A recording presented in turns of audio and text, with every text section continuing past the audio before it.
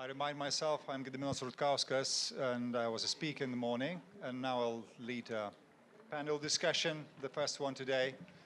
We have 4 of our panelists already sitting in front of you. I would like to introduce themselves, each other, one by one. Professor Levin, if you would agree to start, introduce yourself. Of course, the audience has changed a bit. So just very briefly, and then I'll give a floor to all of you again, so that the form, in a way we will work, will be that all of you give a short, inspiring introduction, so that you have questions from the audience, and then to have this exchange. So please start. Thank you. Okay, we have. Thank you very much. Thank you very much. Again, my name is Vladimir Levin. I'm the acting director of the Center for Jewish Art at the Hebrew University, the center which documents and research Jewish visual culture and Jewish visual heritage all over the globe. And my connection to Vilnius and Lithuania is a book which we wrote together with Jurgita and with Sergei. I don't see him, but too much light. And with several other colleagues about synagogues in Lithuania. So that's all. Thank you, Volodya. Good afternoon for all of you. And I am Jurgita Verbickienė. I am Associate Professor of Vilnius University Faculty of History. And then I have more 2 chairs. So the first one is I am Director of a Center for Studies of Culture and History of East European Jews. And another one is I am head of a board of Association of Jewish Cultural Roads in Lithuania. I'm from beginning of the Jewish studies in Lithuania and I always work in this field. The main concentration of my research is based on the Jewish heritage. As Volodya told, we have publication about the Lithuanian synagogues.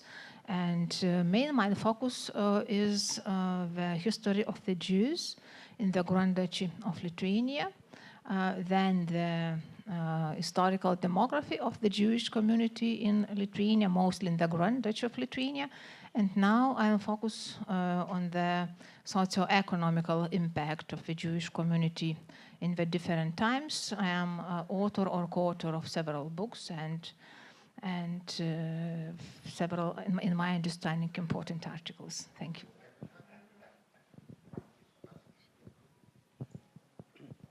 My name is S.Leiman. I have no idea why I'm here. Basically, I'm a professor of Jewish history and literature. I teach at Brooklyn College of the City University in New York, and I also teach in the Bernard Revel Graduate School of Yeshiva University. I have a very strong interest in East European Jewish history, in particular in the history of the Jews of Vilna, so probably that's why I'm here. I've written several essays on the Gaon of Vilna, so I assume that's why I was invited.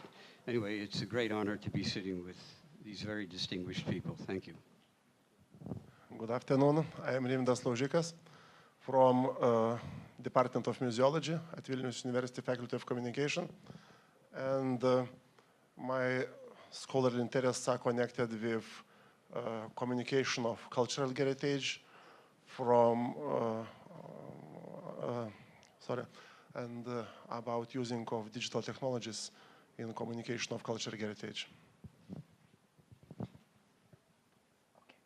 So, and now we have the only lady among the panelists, so Jurgita, I'll ask you, just take the microphone again. Yes, and yeah, I would like you to be explicit and concentrated. So let's agree some 5-7 minutes for the introduction. Is it okay?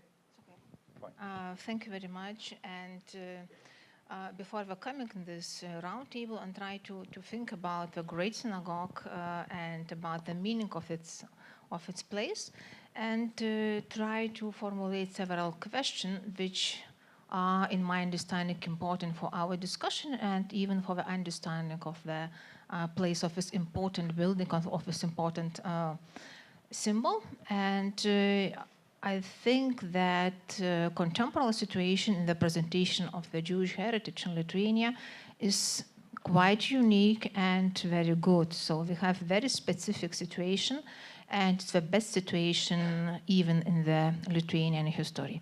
So we have an understanding of the Lithuanian Jewish history. We have understanding in the society about the heritage, and we're planning to prepare this heritage for a brighter society. So if we look on the preservation and on the memorialization of a great synagogue, I think that the most important question is what we like to tell if we present the synagogue, and what narrative, what we're part of history, what story present this building, this place, and for which audience they have the story. In my understanding, the first place in this audience groups are local people, is local Lithuanian people. The next one is the Litvak Jews from around the world, and the third is tourists of different origins. So, in my understanding, so we should try to think about the story, about the narrative, which will be suitable for a different group of audience. It is one question. What we like to tell that our project, that the idea of preservation of Vilnius Great Synagogue place. Another thing and another question, which is in my understanding very important, it is context of the presentation of this building and of this place. At the moment, we have such situation, quite good research situation, quite good popularized Jewish heritage, and we not talk about the empty place. Now we have in the Lithuania, we have very big disproportion between the presentation of the Holocaust heritage and pre-Holocaust heritage. So if we look in the downtown situation, we will find that the Jewish quarter, the most important place in reality for the several hundred of years, is indicated as a small ghetto. So it's not a Jewish quarter, it's not a historical living place of the local Jews, but as the ghetto from the Second World War. So this disproportion is, I think it's not good, because the leading country for the presentation of the Holocaust at the moment is Poland. The Poland started, and the Poland is associated at the moment with the place of commemoration of the Holocaust. Then the people comes to the educational purpose, for the patriotic purpose, as the Israeli soldiers and so on. The Lithuania should create something new idea, and new kind of presentation of this heritage, and to balance this proportion between the presentation of Holocaust and pre-Holocaust history. One more thing which I would like to draw your attention is to talking. Maybe it is better. I try just suggest. Maybe it's better to talk not about the presentation of the place of synagogue, but more talk in the Brighton perspective about the heritage of Great Synagogue of Vilna. So it's not only building, it is tradition, it is people stories, it is local legends, it is understanding of Jews, it is understanding of Lithuanians of this place. So it's to think brighter and to bring together more components of this place, not only the buildings, not only the stones which is possible to find directly now. And my suggestion is, in reality, from the beginning to think about the context and to think about the narrative, to think about the story, what is the most important, what we would like to tell for our audience. Yes, thank you. And now I'll give the floor to our guest.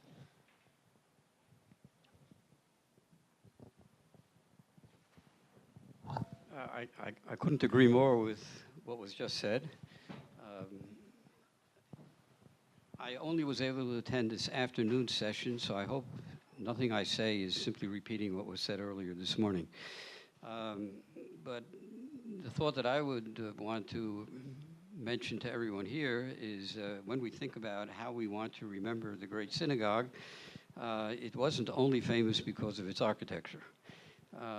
It's what went on in that Great Synagogue that was crucial. And just as a sample, every official rabbi in the early centuries of the history of the Jewish community of Vilna had the title Moreh Tzedek. These rabbis were dispersed throughout the many synagogues, especially in the 19th century and the early part of the 20th century, throughout those over 100 synagogues of Vilna. But one rabbi had a special title. He was called Moreh Tzedek and Magid Meisharim. And only one rabbi had that title. He was the official preacher of the Vilna Jewish community, and he was always stationed in the Great Synagogue. So he was in the Great Synagogue. The elite Jewish community of Vilna was in the Great Synagogue. The great cantors, I don't know if any of them were mentioned, who served Vilna and left Vilna ultimately for Warsaw and left Warsaw for greener pastures in New York. Gershon Sirota, Moshe Kutzevitsky, in an earlier period, Vilna Balabessel. Very famous cantors served in the Great Synagogue, and there are lots of legends about them as well. And some of those first cantors, actually the earliest, are buried in the old Jewish cemetery of Vilna. So there are great traditions in Vilna involving rabbis, cantors, rabbis, and maskilim. Among the prominent members and people who served as in official capacities with the Tzedakah Gedolah and the Great Synagogue, names like Matisyahu Strashun, who we need to hear more about. And certainly in a later period, I collect Vilna memorabilia, and one of my treasures is the Rosh Hashanah and Yom Kippur ticket that was sold to Dr. Tzemach Shabbat, and gives his seat, a beautiful green ticket that everyone had to buy when they bought their seats for the high holidays at the Great Synagogue. We need to learn more about that. So he attended services as did in a later period Dr. Vygotsky. To mention two other very important matters, and there's some controversy about both of them. The Vilna Gaon, who we all know about, died in 1797. His bier was brought into the Great Synagogue, and that's where his funeral took place. And there was a great debate as to whether it's permissible under any circumstances to bring a famous rabbi into the Great Synagogue, where the funeral would be held and the eulogies would be delivered in the presence of the deceased. It was done for the Vilna Gaon. To the best of my knowledge, it was only done one other time in history. It would be late in history, in 1940, when Rabbi Chaim Ozer Grodzensky, another Moreh Tzedek of Vilna, great Jewish leader, died. He was brought into the Great Synagogue, and that's where he was eulogized, among others, by Dr. Vygotsky. So these are great moments in history, in Vilna's history, and I am delighted to hear that we are even considering rebuilding the Great Synagogue. But if that should happen, what concerns me most is that it retain its sanctity and memory as a synagogue. And all the history that took place there, it should not be commercialized.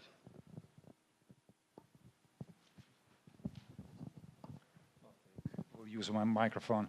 There is some, I would say, conflict between what you talked just before, between you're talking about the local community, Jurgita, and talking about the community, elite community, which was grown by the Great Synagogue. So how to join these two? I mean, this huge gap of time between those communities we talk about today. It's about communication, contemporary way and philosophy too. Remigio, maybe you can say something about it. Thank you.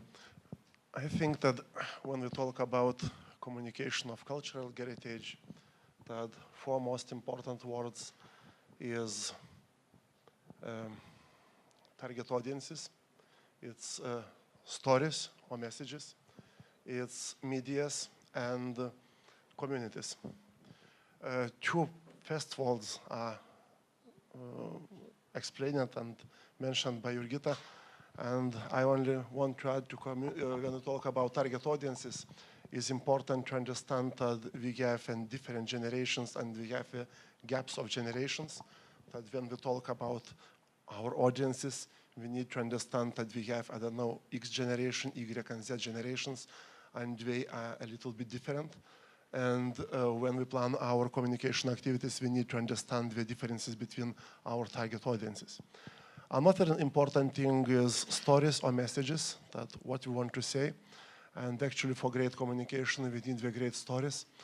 And I think that, for example, one of cases of success of Anna Frank's story, it's a great story. If we have great stories, we can create a very, very lot of great things in communication. Third one is medias. Actually, when we discussed about communication, we usually discussed which media is better. For example, rebuilding of something in situ, restoration of something in situ, commemoration, I don't know, of remains of object, or creation something only in virtual reality. But I mostly like the decisions based on the augmented reality solutions. That actually from first step we start from reality, from real remains, from real things, and later we augment this by using of virtual technologies, because people from the smallest kids to the old people from different audiences, they want to touch to something real firstly, and later understand how it could be works, I don't know, in 16th century or 19th century. And the last one is communities. Actually, when we communicate something about heritage, that one from dangerous things is to stop on the curatorial position. And curatorial position means that we are an experts and we know everything and we show for you. You are passive and we are active. We decide you must, I don't know, you must use, see, not participate, visit and etc. That actually the most successful communicative solutions shows that involving the community, I like the word crowdsourcing, because crowdsourcing means that community participate in creating the final products, and we are not the passive consumers, but we are creators and experts or professionals, historians, communicative professionals. We are not, I don't know, some dictators, but we are as moderators in this one. That actually, by my opinion, if in case of Great Vilnius Synagogue, we come to find good solutions based on these four walls, that our communication could be very successful. Okay, thank you, Rimvydas. In fact, we are facing now one more level of miscommunication or a gap of the need, I would say. So we have a gap in time. Then we have a gap between the communities, because we have been talking about the historic community, which was being grown by the Great Synagogue, which in fact still buries or have had the stories to tell to the community to come, the generations you have met. And local community is too weak and have a little connection. I mean, local nowadays community, relatively little connection to those who are grown there, who delivered the message to the world. The world is living with those messages, but we still remain with a limited knowledge. I mean the general society of the city today, not only the Jewish community. Any comment? Comment, and the situation is really not very clear, but we have several generations. It's possible to separate some groups in the Lithuanian society. The first is older group which have connection with the Jews, group which lived during the Holocaust, even participated in the Holocaust, and with people who have quite good knowledge about the Jews, Jewishness, Jewish heritage, Jewish places in the local small towns. The worst situation is with the Soviet times people, which not hear from the parents about the Jewish community because it was tema non grata, so it's not topic for the conversation in the families, and these people not received education in reality in the schools and really don't have knowledge about the Jews. So in reality, if you look on the age of these people, it is maybe from 45 to 67 or till the 70 years. So it's the quite big part of the elder population. Contemporary youth, students of the schools, the students of university are very involved in this topic. So really the Jewish history, especially the Holocaust, is one of the topic of education in the schools. And if you look on the situation in the universities, personal, I teach the history of anti-Semitism in the Europe. So it's normal things, and we do these things maybe 20 years. So it's quite long story. We talk about today. I come here after the election on the Jewish heritage in Lithuania. So we have course at university. So it's really I think that the most important thing to focus on this more younger people, which can change our society. So.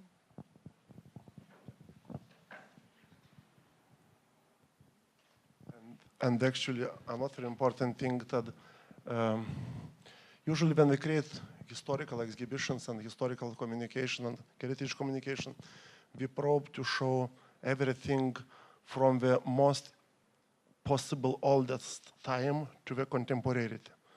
But actually, I think that from communicative point of view, it's not so good thing, because as I saw, for communication, we need the great stories.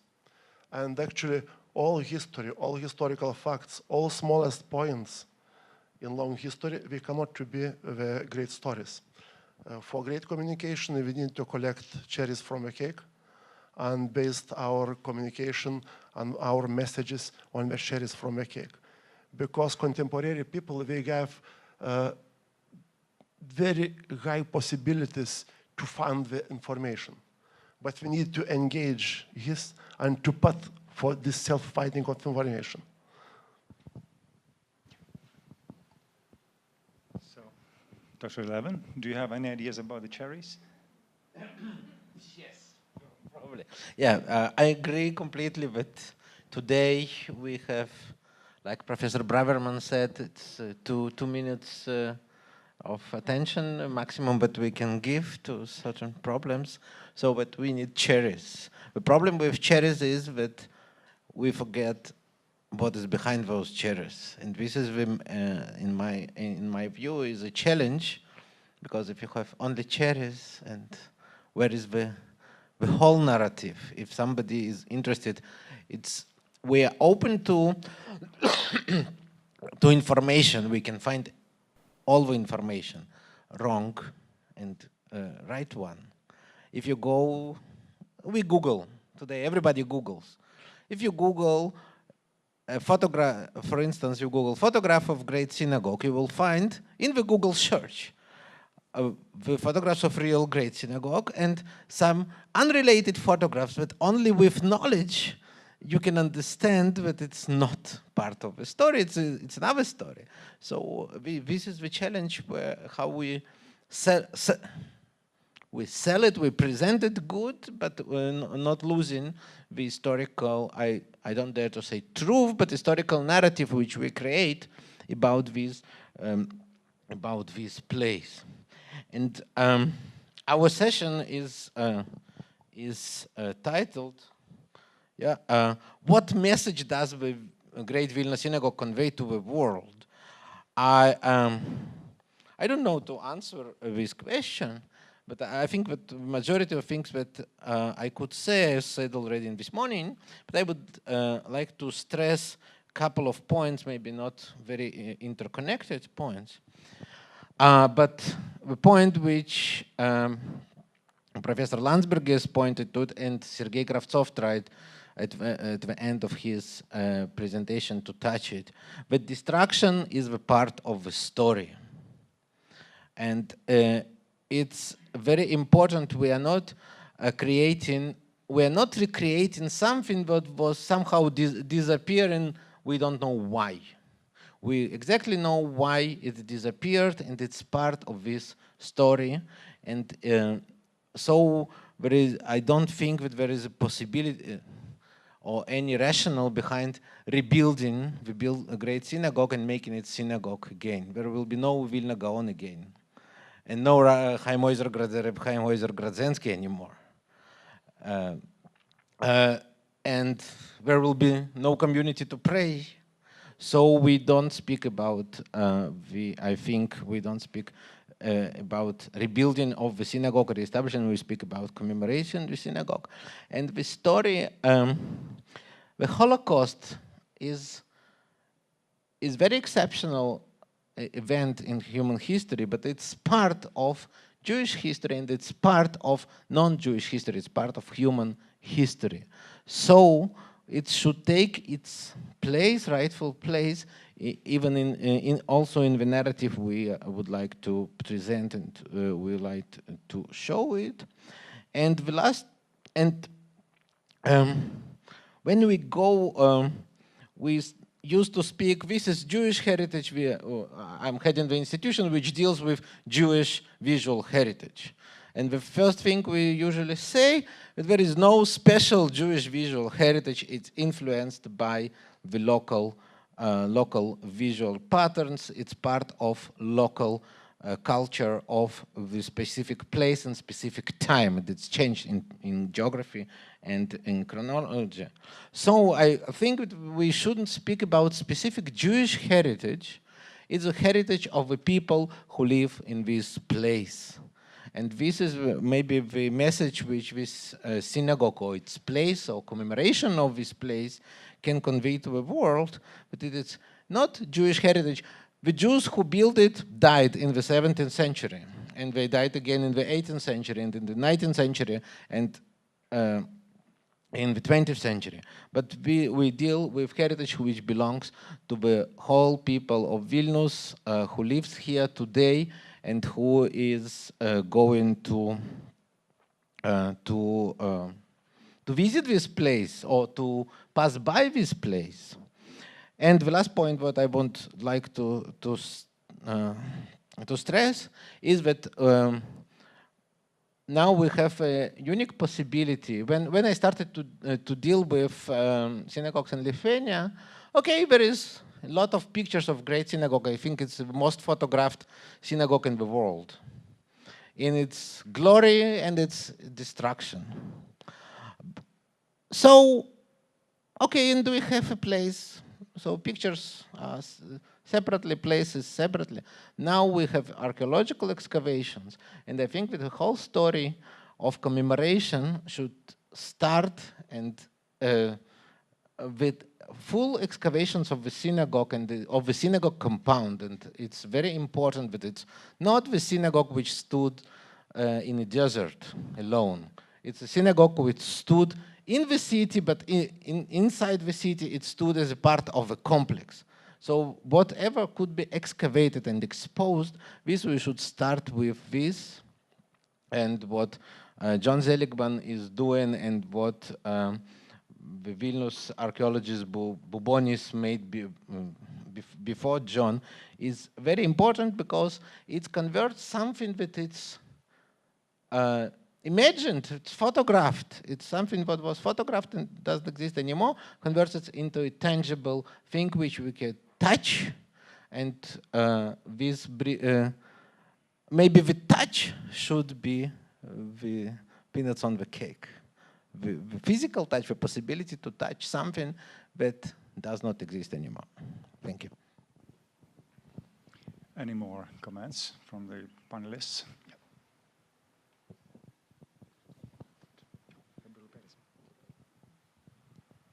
The title of this panel is "What Message Does the Great Vilna Synagogue Convey to the World?" Probably right now, no message. The question is, now that we're excavating and there's a possibility, or at least some people are considering reconstructing the synagogue, there may be a message, and what is that message? I travel a lot through Europe in particular, visited many of the synagogues whose photographs we saw. I want to mention two, one whose photograph we didn't see, even though it could have been shown. Two great synagogues. One is in Tiktin or Tikocin in Poland, with great artwork. There's nothing in the great synagogue that matches the artwork of the synagogue in Tiktin. The other is in Landshut. That I didn't see that mentioned. Landshut is another one of those four-beamed bimas, an incredible synagogue, standing all by itself, very lonely, in the town of Landshut in Poland. These are the two probably most magnificent synagogues that have survived that one can still visit today in Europe. Dilhani is a little later. If it's in terms of architecture, there isn't a great heritage here in Vilna. But there's a tremendous heritage here in Vilna, and a long history in Vilna. The great synagogue, all those rabbis and all those people and all those intellectuals spoke Yiddish. This is the center of Yiddish culture. There are Jews all over the world who don't live in Vilnius right now, but they visit Vilnius. They come here from South Africa, they come from New York, they come from Jerusalem. They come from everywhere because they know this is where the Vilna Talmud was published. They want to see the Ram Publishing Company, the last building of which is still standing. There's a great culture here, and there's a Jewish community here, a living Jewish community here, with schools, with Yiddish schools, and so on. It's a very small community, but exists. They deserve to know their own heritage. They deserve to learn more about what the world that was Vilna, and especially the Jewish world that was Vilna. So this is not something that we're going to suddenly excavate the lower floors of a mikveh or the lower floors of a synagogue, and that's going to teach us everything we need to know. It's a matter of education. Those Jewish educators who live today in Vilnius, the rabbis who are here today, it's their responsibility to pass this on to the next generation. But everything has to be passed on. And the great synagogue is just a wonderful possibility, an educational possibility, where if it is restored or if it's somehow commemorated, whatever way it'll ultimately be commemorated, it can be used as an avenue to help many people understand what took place in Vilna. I just want to mention one other funeral that took place in the great synagogue. It was the Shloshim. It was the 30th day of her passing. The woman's name was Esther Rubinstein. She was a great Jewish educator, a pioneer Jewish educator, one of the first women to create Jewish educational institutions for women right here in Vilna. On the 30th day of her death, they called a Shloshim meeting in the great synagogue, and the entire Vilna Jewish community came into the great synagogue to honor the woman. Her bier was not brought in because she died in Merano, Italy, and was buried in Merano in a hospital. But her husband was Rabbi Isaac Rubinstein, a very famous senator here in Vilna, a great rabbi in the Jewish community. He was elected chief rabbi of Vilna. He was the last, together with Rabbi Grudzinski, the two last chief rabbis of Vilna. He was a Moreh Tzedek of Vilna. Why shouldn't there be a great synagogue that remembers this event, can tell the story of great Jewish educators, including women who lived here in Vilna? Yes. Yes, thank you. And let's now turn to the audience, and we're waiting time for the questions, but I'll try to just summarize, very simplifying the situation, that in fact we have two major keywords which I find out in this discussion. So first of all, it's about glory. Then secondly, I would say glory of the great synagogue, because that's why we're gathered here today, to continue discussing about it. Also destruction. Yes, Mr. Landsberg is exactly was asking today why we don't talk more specifically about how it happened. We need to learn, and we need to be specific in that, so they clearly understand the immense suffering the city and the society, in fact, experienced. And thirdly is the nowadays. We need to communicate those two to the future. That's why we're here today, so that the future generations can learn, can know about those educators and famous people who are now spread over the world. So that this is the personalities who experience here in Vilnius, who lived, who in fact have got their knowledge and their, spiritual experiences in Vilnius. And that's why we talk about here now. So please stand to the questions and try to be specific. And introduce briefly yourself.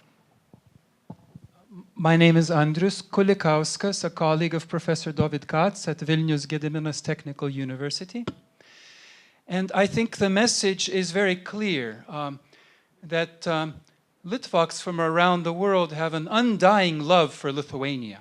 That's the first message. That's why we're here today. But the second message is a growing empathy that we hope Lithuanians will have for Lithuanian Jews.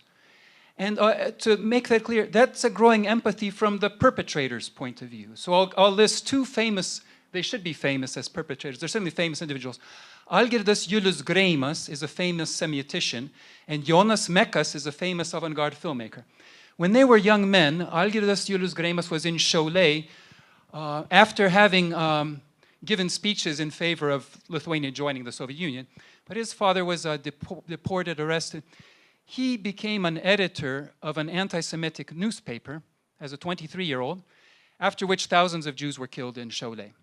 Now, Jonas Mekas was 18 years old. His best friend, one of his good friends, was an editor of a newspaper which said no Jews in Lithuania. 2 weeks later, 2,400 Jews were killed by Lithuanians, and a month later, Jonas Mekas joined the newspaper. So if these great Lithuanians, so I got in touch with Jonas Mekas to ask, well, could you explain, while you're still alive, you're 95 years old, what was in your mind, right? And how could we have more empathy for Jews? So being a very creative person, his idea was, well, what if in every little town in Lithuania, where people died, we have a giant bird feeder, that was like 5 meters by 5 meters, made out of glass, let's say a meter and a half high. But I think the idea is that if we could learn to care about birds, well, we could maybe remember to care about people. And now, so I don't know, and birds being birds, but I don't know where to put that near the synagogue. But I think just the fact that, well, that's something we could do now. But certainly what we could do right now, which Professor Leemans is a world expert on, is if there was a group of people here with, with Landsbergis and Adamkus, with them, the oldest Vilnius cemetery, which is underneath the sports palace, it would be restored. If this energy could be just slightly moved to say, the synagogue can wait 100 years, but this cannot wait 1 year. This needs to be done now. And we would have a symbol of empathy. So to kind of just slightly broaden this movement to say, well, if we've come this far, why can't we have a bird feed in every little town? Why can't we have a Dario Martinelli in Kaunas said, why can't we have a virtual Kaunas where you barcode, and your smartphone lets you see who used to live where, right? This is all can be done. It keeps getting shot down. But the love that Litvaks have is going to win. And I just want to say, keep going, keep going, keep going. Thank you.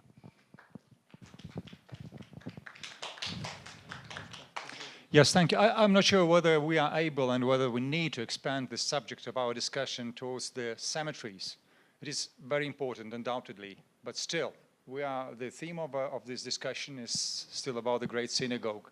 I understand that the history is deeply interrelated, but still, let's be focused on this short and simple idea, what this Great Synagogue history conveys to the world. Are there any questions?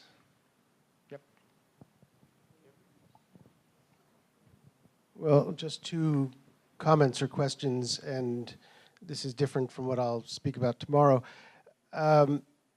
One is just dealing with the immediate question of conveying messages without going high-tech, without trying to create more virtual reality situations, which take a long time and are very expensive.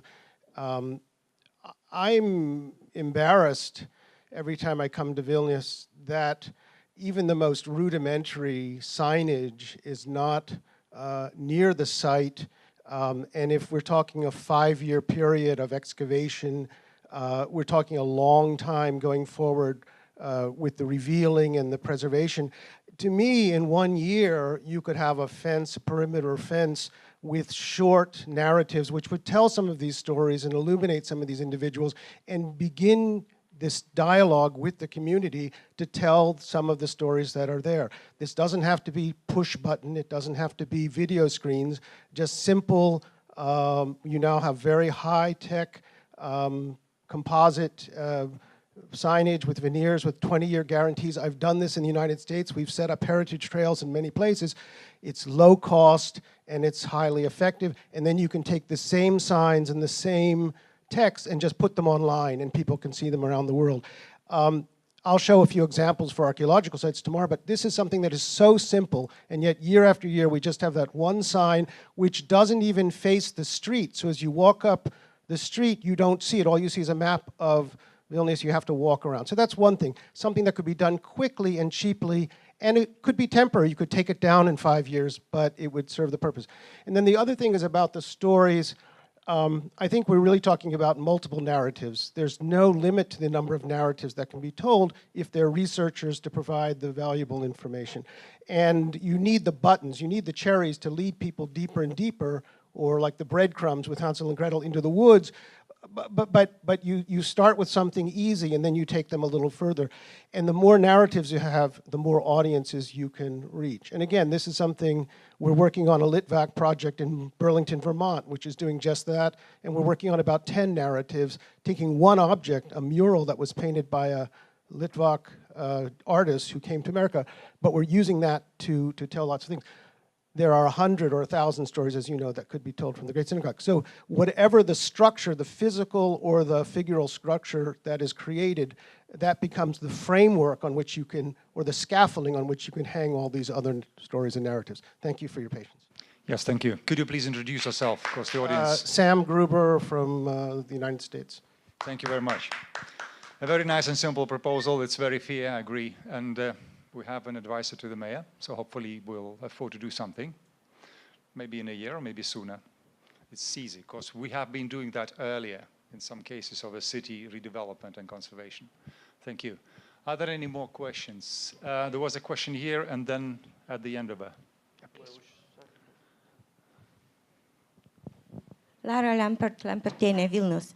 It's not a question, as I wanted to relate to a proposition, non-proposition, which was heard today many times, that we possibly could rebuild the synagogue. Maybe not, but possibly we could. It is a possibility, right? It was in several presentations.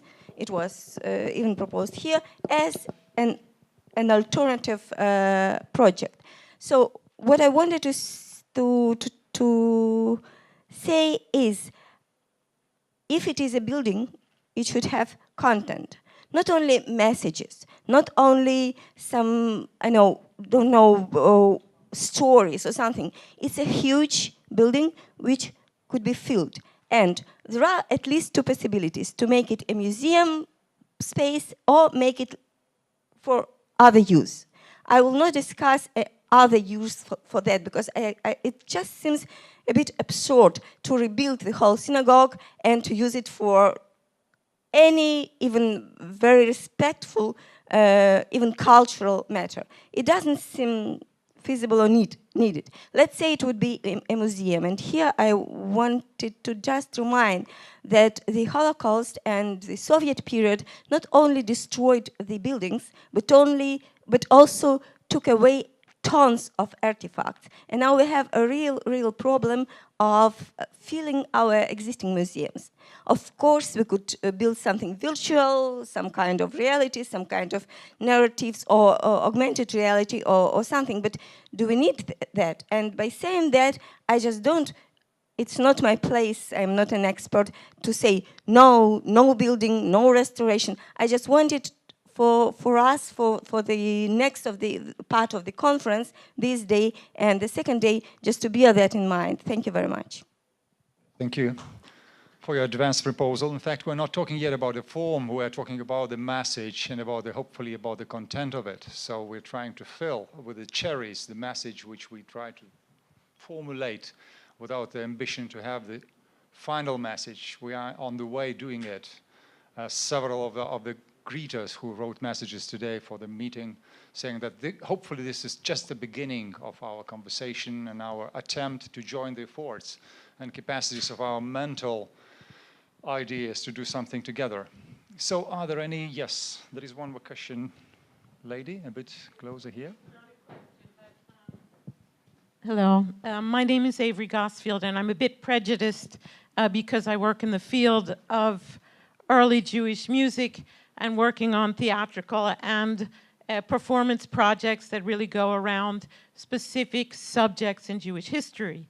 But we saw a lot about stones, we saw about the visual, we spoke also about touching, but I think a partnership between stones and the ephemeral is very important. Also because when we talk about music or theater or dancing or even cuisine, we're talking about something that brings people in, and we're talking about something where you can put it on YouTube.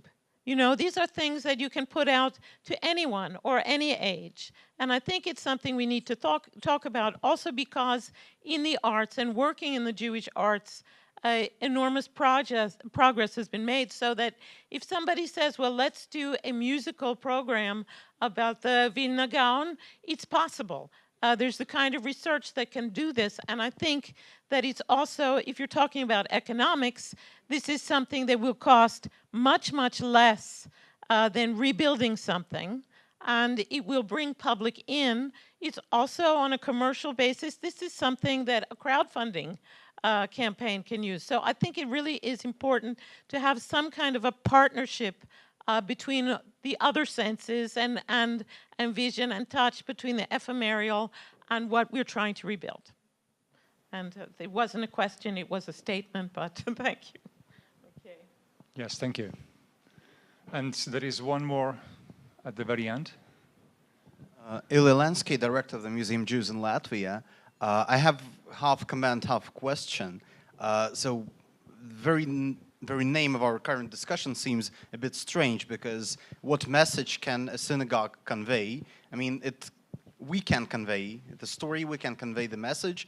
To me, it seems that even if we rebuild the synagogue in kind of ideal world, we create a replica of the building at the authentic place, it would more convey a message of how we perceive our past and our history than any sort of a message about Vilnius Jewish community and its hundreds of years of history. I mean, it was not the most architecturally beautiful synagogue, it was not a synagogue with the most beautiful murals.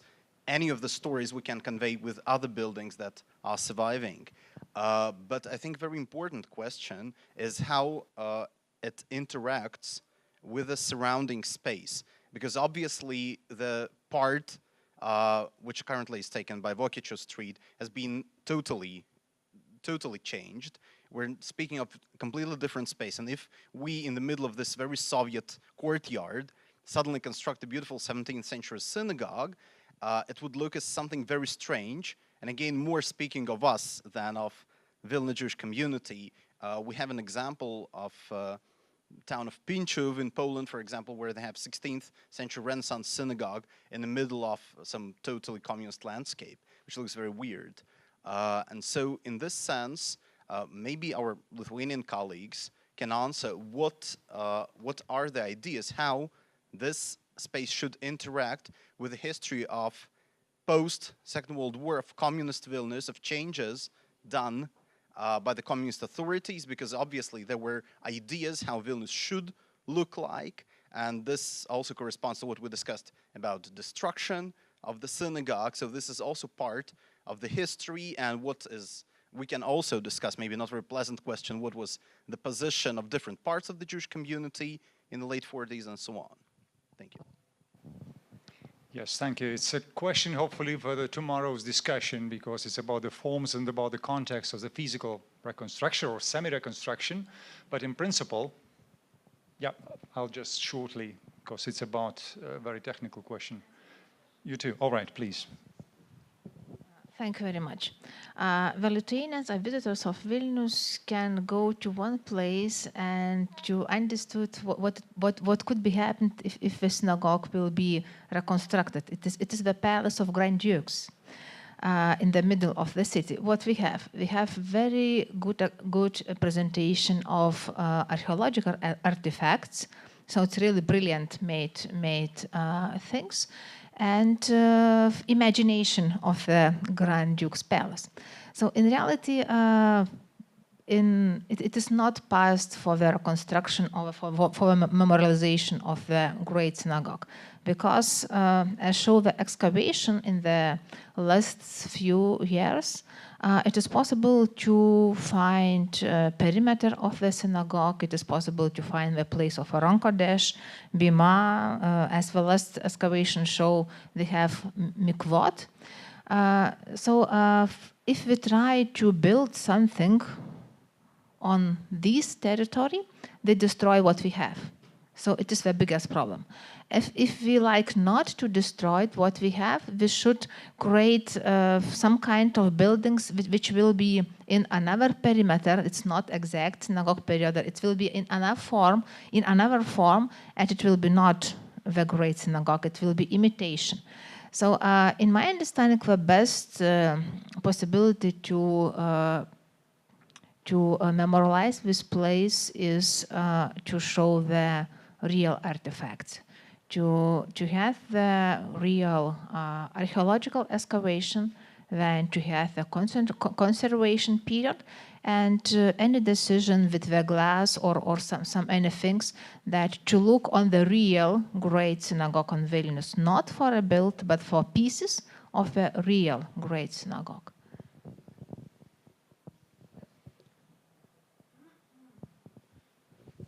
Yes, everybody, you wanted to say something quickly now, shortly. One short comment and then the questions. Yeah, because when we talk about post-Soviet Soviet landscape around of territory of synagogue, that I think that from communicative point it's strength but not weaknesses. Because if we probe to tell the story from the glory of synagogue to the catastrophe and to the returning in contemporary social history, that actually context of huge, I don't know, Soviet-style building, it could be very good communicative context. And actually, the imagination in my mind, for example, as place of excavations covered by very, very contemporary, but very, very high-level architectural some cover in context of around social realistic buildings, that it's very, very good space to tell their stories. Yeah, but let's not go into details. Just think about the message. There is one more question there. May I ask? Yep. And you'll...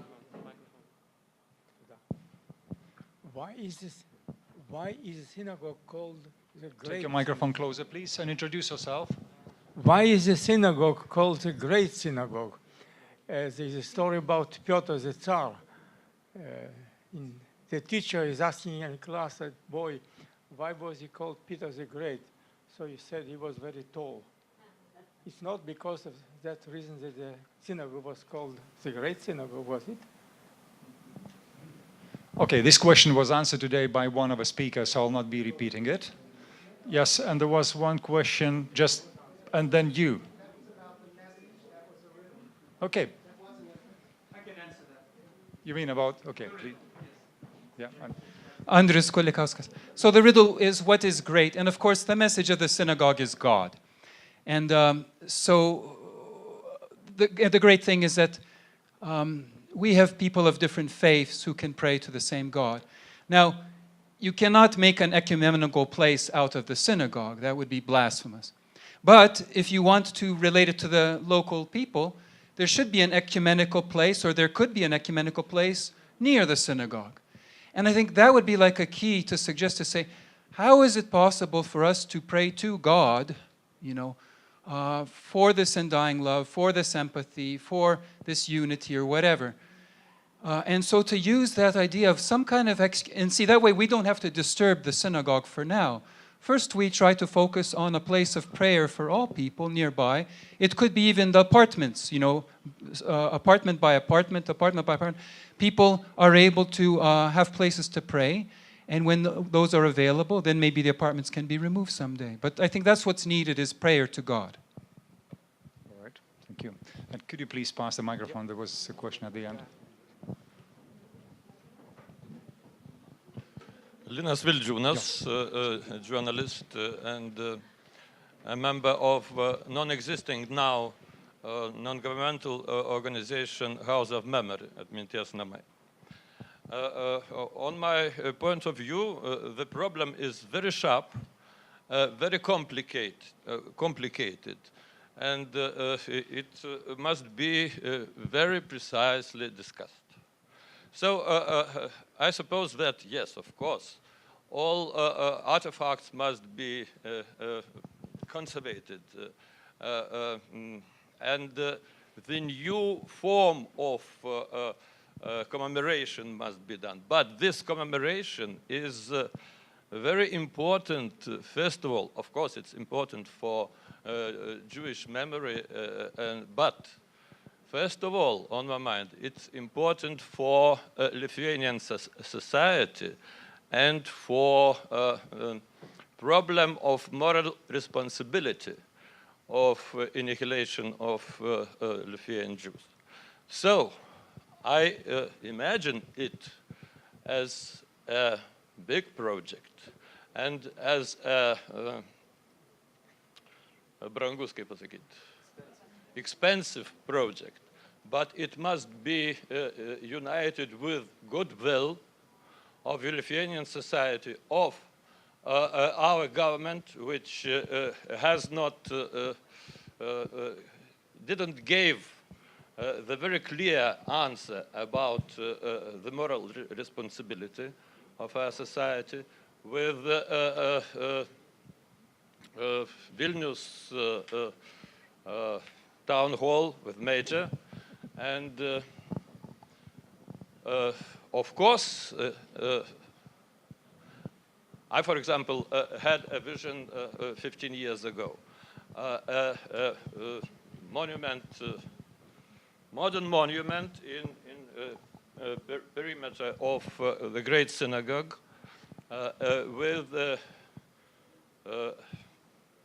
exposition, first of all, for education, for young generation, Holocaust education, and so on and so forth. And I imagine that it's quite possible to unite all these tensions. Thank you. Yes, thank you. Again, the question of education was mentioned today by the speakers and by the people, even by Mr. Landsbergis too. So we're having a very limited time, so I'm sorry, maybe tomorrow we can continue, because now we have comments also touching the questions of tomorrow about the form, not the message, but the form. Unfortunately, we need, I ask the audience, try to remain focused on the question and the theme, not express yourself, though the question is very emotional, I understand. So thank you for your attention now, and thank you, panelists, and worship team. Yes.